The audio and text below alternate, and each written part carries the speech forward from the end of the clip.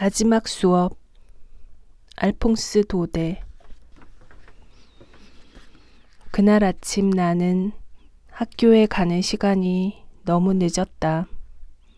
게다가 아멜 선생님은 그 전날 동사에 대해 질문하겠다고 하셨는데 친구들과 노느라 전혀 공부를 하지 않아 꾸중을 들을까봐 몹시 두려웠다. 문득 수업을 빼먹고 들판을 쏘다니고 싶은 생각도 들었다. 너무나도 좋은 날씨였다. 숲에서는 티티새가 지저귀고 제재소 뒤쪽의 리페르 들판에서는 프로이센 병사들이 발맞추어 걷는 군홧발 소리가 들려왔다. 문법 규칙을 공부하는 것보다 들판 쪽이 훨씬 재미있을 것 같았다. 하지만 아멜 선생님의 무서운 얼굴이 떠올라 나는 급히 학교로 달리기 시작했다. 학교로 가는 길에는 면사무소가 있었는데 게시판 앞에 사람들이 모여 웅성거리고 있었다. 요즘 2년 동안 게시판 앞에 사람들이 모여 있으면 좋지 않은 소식만 들려오곤 했다. 패전이라든가 징용, 철수명령 따위의 나쁜 소식만 게시판에 붙어 있었으니까 나는 뛰면서 생각했다. 또 무슨 일일까? 그리고는 광장을 가로질러 뛰는데 게시판을 보고 있던 대장장이 와슈트 영감이 나에게 소리쳤다. 꼬마야, 뛸 것 없어. 학교는 지금 가도 늦지 않았어. 나는 속으로 농담하지 마시라고 중얼거리고는 학교로 헐레벌떡 뛰어들어갔다. 그런데 오늘은 이상한 날이었다. 여느 때 같으면 수업이 시작되기 전에는 아이들이 제잘거리는 소리, 책상을 쿵쾅거리며 옮기는 소리, 조용히 하라고 소리치는 선생님의 소리 등이 학교 안을 가득 메우곤 했는데 오늘은 그렇지 않았다. 마치 일요일 아침처럼 고요했다. 아이들이 떠드는 틈을 타 살짝 내 자리로 들어가려던 생각이 깨졌다. 창문 너머로 이미 자리에 앉아있는 친구들의 얼굴이 보였다. 여느 때와 마찬가지로 아멜 선생님은 커다란 자 막대기를 옆구리에 끼고 말없이 책상 사이를 왔다 갔다 하고 계셨다. 이렇게 쥐죽은 듯 고요한 교실로 들어가지 않으면 안 되다니. 나는 숨을 깊이 들이쉬었다.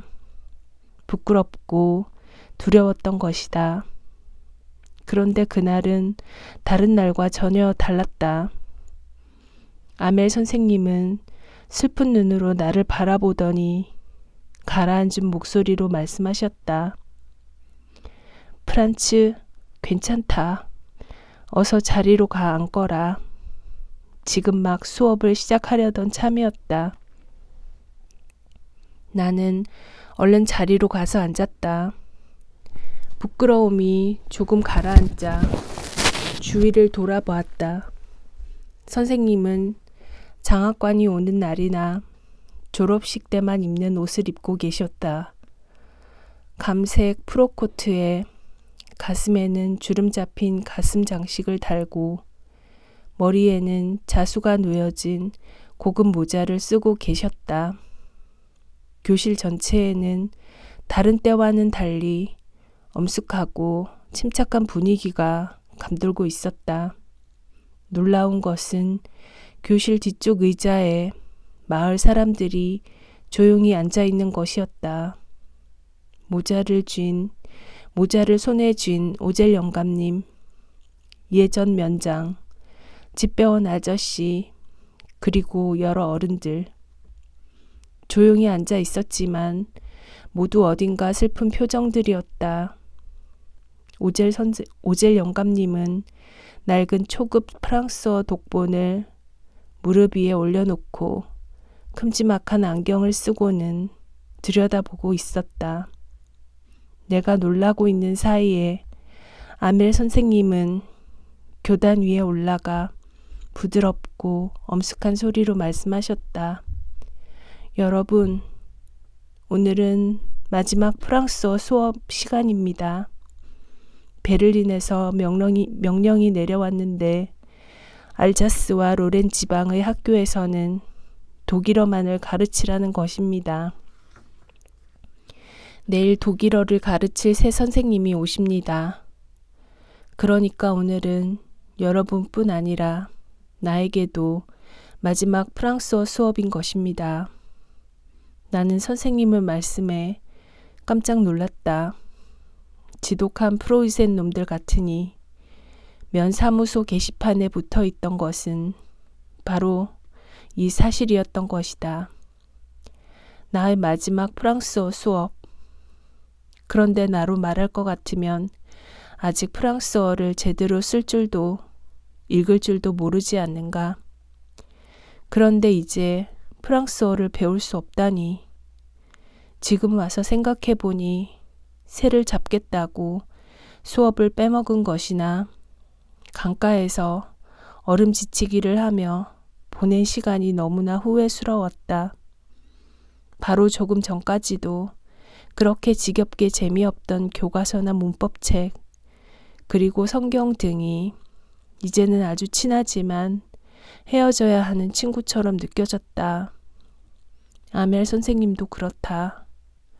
보통 때에는 자막대기로 아프게 매를 때리시고 무서운 얼굴로 꾸지람 하시던 선생님이셨는데 이제 다시는 만날 수 없다는 생각이 들자 서글픈 생각이 들었다. 가여운 선생님. 선생님은 마지막으로 정장을 입으시고 마지막 프랑스어 수업에 경의를 표하고 계셨던 것이다. 마을 사람들도 다시는 프랑스어를 배울 수 없다는 생각에 교실 뒤에 와서 수업을 듣고 있는 것이었다. 그들은 지금까지 학교에 자주 찾아오지 않았던 것을 후회하는 것 같았다.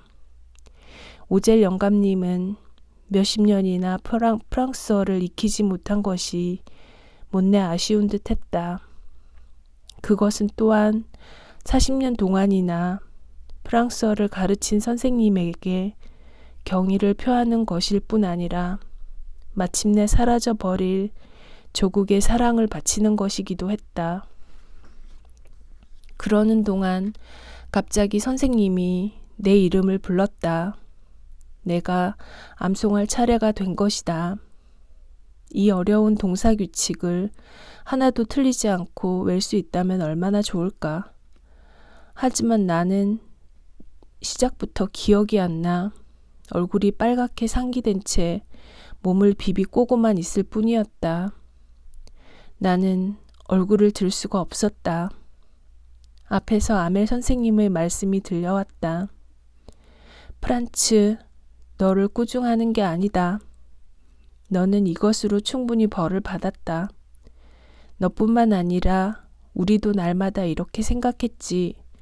시간은 충분해. 내일이 있는데 뭐. 내일 공부하지. 그 결과가 이것이다. 교육을 다음 날로 미룬 것이 우리들의 가장 큰 잘못이었다. 프로이센 사람들은 우리에게 이렇게 말할 것이다. 자기 나라 말도 제대로 하지 못하면서 무슨 프랑스 사람이라고 우겨대느냐. 프란츠, 그러니까 너 혼자만의 잘못이 아니다. 우리 모두 책임이 있는 것이다. 부모님들도 되도록 한 푼이라도 더 벌기 위해 밭이나 공장에 아이들을 보내왔다. 나조차도 공부를 시키는 대신 정원에 풀을 뽑게 한 적이 있었다. 내가 피곤할 때면 너희들에게 자습을 시킨 적도 있었지. 오늘의 결과가 있기까지는 어른들의 잘못이 더 크다. 잠깐 침묵이 흐른 후 아멜 선생님은 프랑스어에 대한 이야기를 시작하셨다. 프랑스어는 세계에서 가장 아름답고 분명하고 과학적인 언어라고 말씀하셨다. 그렇기 때문에 우리들은 프랑스어를 결코 잊어서는 안 된다고. 왜냐하면 어떤 민족이 다른 민족의 노예가 되었다 해도 자기들의 언어를 확실히 지키고 있으면 언제든지 그 노예 상태에서 벗어날 수 있다고. 그런 다음 선생님은 문법책을 읽기 시작하셨다. 나는 떠듬떠듬 따라 읽기도 하고 머릿속에 선생님의 말씀을 다시 한번 새겨보기도 했다. 내가 이토록 잘 이해할 수 있다는 사실이 놀라웠다. 선생님의 말씀 하나하나가 아주 쉽게 생각되었다. 선생님의 목소리는 높았고 조금이라도 더 쉽게, 더 많이 가르치고 싶은 듯이 열정적으로 들렸다. 선생님은 떠나가기 전에 자신의 머릿속에 있는 모든 지식을 우리에게 전해주고 싶어 하는 것 같았다. 문법 시간이 끝나고 자습 시간이 되었다. 아멜 선생님은 모두에게 나누어 줄 새 글씨본을 보여주셨다. 거기에는 예쁜 글씨로 프랑스, 알자스, 프랑스, 알자스라고 쓰여 있었다. 선생님은 그것을 교탁 위에 가로로 세워 교실 안의 모든 사람들이 볼 수 있도록 했다.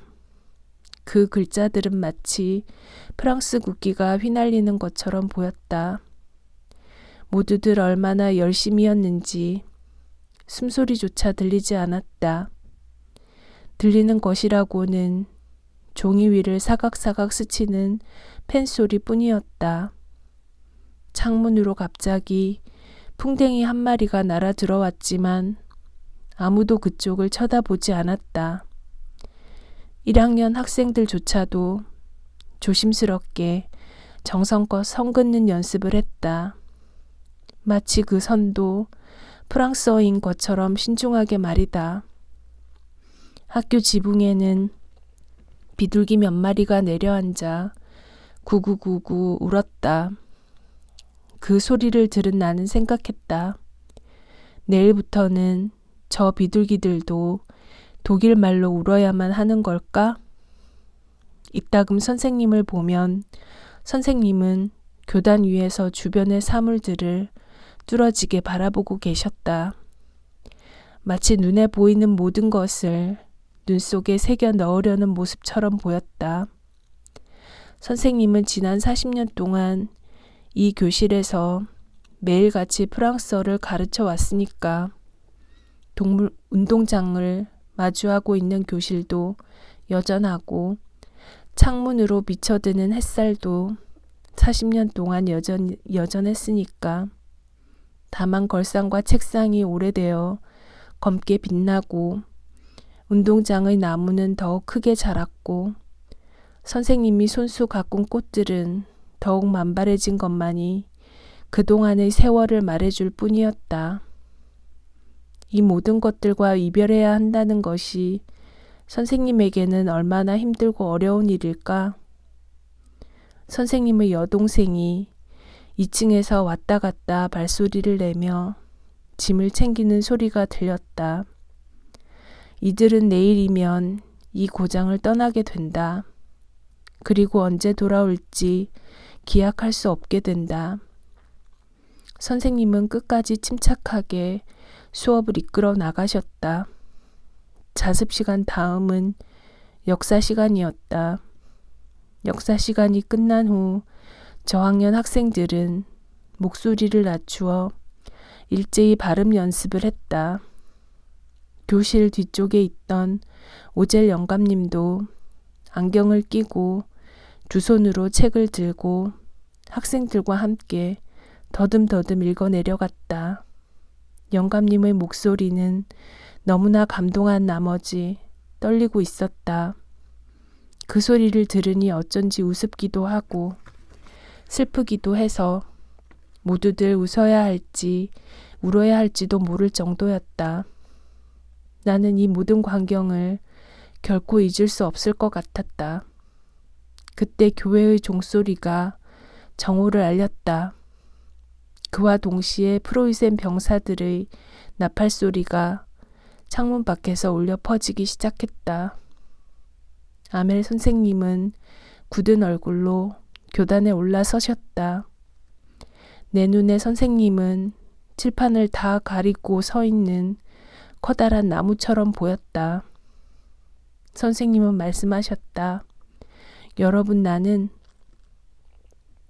하지만 선생님은 말을 잇지 못하셨다. 거기까지만 말씀하시고는 칠판을 향해 돌아서셨다. 선생님은 분필을 하나 집어들고 커다랗게 팔을 뻗어 될 수 있는 한 큰 글씨로 쓰셨다. 프랑스 만세. 선생님은 그대로 칠판에 얼굴을 기대셨다. 그리고는 우리 쪽은 보지도 못하시고 손짓하셨다. 이제 수업은 끝났다. 다들 돌아가거라.